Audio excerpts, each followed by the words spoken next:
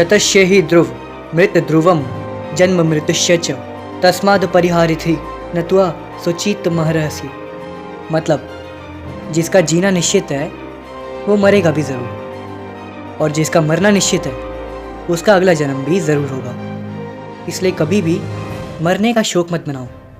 लेकिन फिर भी हमारे आसपास समाज वाले न जाने क्यों मौत से हर बार डरते हैं। जब भी कोई मरता है तो हर कोई उसकी मौत का शोक ज़रूर मनाता है, जबकि ऐसा करने का शायद कोई फ़ायदा नहीं। और इसीलिए आज हम बात करने वाले हैं डेथ की। जी हाँ, आखिर मरने के बाद क्या होता है, क्यों होता है, कैसे होता है, आज इस वीडियो में हम सब कुछ जानने वाले हैं। तो चलिए शुरू करते हैं आज की इस वीडियो को, जिसका टाइटल है व्हाट इज़ डेथ।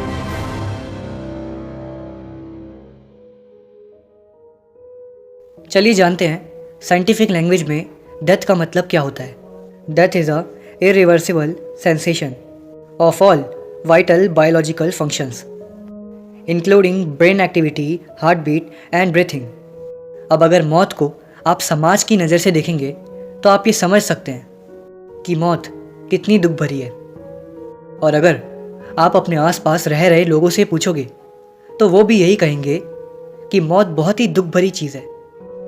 लेकिन अगर बायोलॉजिकली देखें तो मृत्यु का मतलब यानी कि अब आपका शरीर इतना काबिल नहीं रह गया है कि वो आपको और ज़्यादा ज़िंदा रख सके।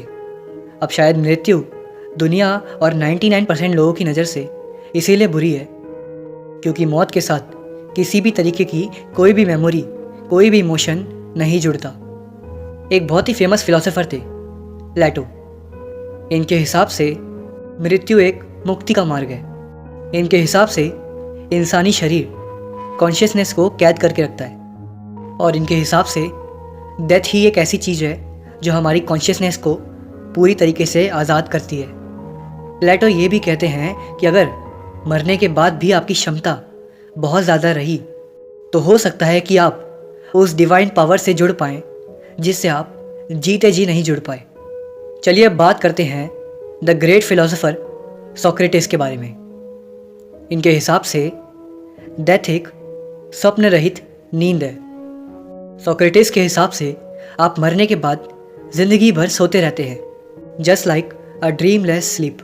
लेकिन अगर आप पुनर्जन्म और आफ्टर लाइफ जैसी कहानियाँ नहीं मानते हैं तो सोक्रेटिस के हिसाब से अगर आप इन कहानियों पर विश्वास करते हो तब तो और बढ़िया है, क्योंकि आपको इसके बाद उन लोगों से मिलने का मौका मिलेगा जो भले ही मर चुके हैं लेकिन उनका ज्ञान आज भी जिंदा है, और हो सकता है कि आप उनसे बात करके उनका ज्ञान प्राप्त कर सकें।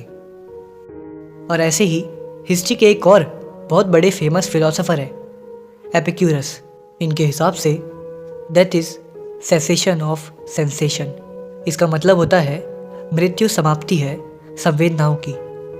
और शायद इनके हिसाब से ऐसा इसलिए है क्योंकि ये मानते थे कि डेथ और लाइफ कभी भी एक साथ नहीं चल सकती, या तो मौत होगी या तो ज़िंदगी। यानी कि जब तक ज़िंदा हो तब तक मौत का एक्सपीरियंस नहीं, और जब मर गए तब तो ज़िंदगी ही नहीं। जैसा कि कबीर दास ने कहा था, जब मैं था तब हरि नहीं, अब जब हरि है तब मैं नहीं।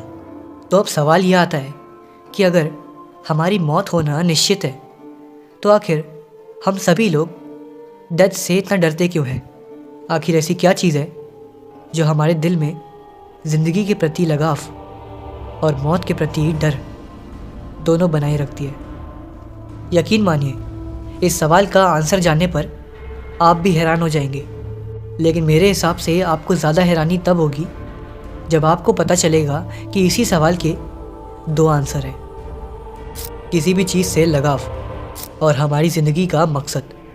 इन दो कारणों से ही इंसान मौत से हमेशा डरता है और ज़िंदगी से हमेशा प्यार करता है। लगाव। अब लगाव सिर्फ किसी चीज़ से नहीं बल्कि अपनों या अपने आप से भी हो सकता है। जीने की चाह, कह सकते हैं कि ये भी एक लगाव है।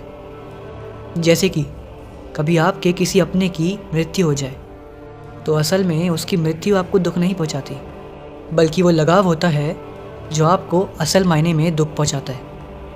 कुछ चीज़ें ऐसी होती हैं जिनको हर इंसान अपनी लाइफ में पाना चाहता है, उन्हें हासिल करना चाहता है, फिर चाहे वो अपने लिए हो या अपनों के लिए। क्योंकि किसी महान इंसान ने बिल्कुल सही कहा है, बिना किसी लक्ष्य के आपके जीने का कोई मतलब नहीं।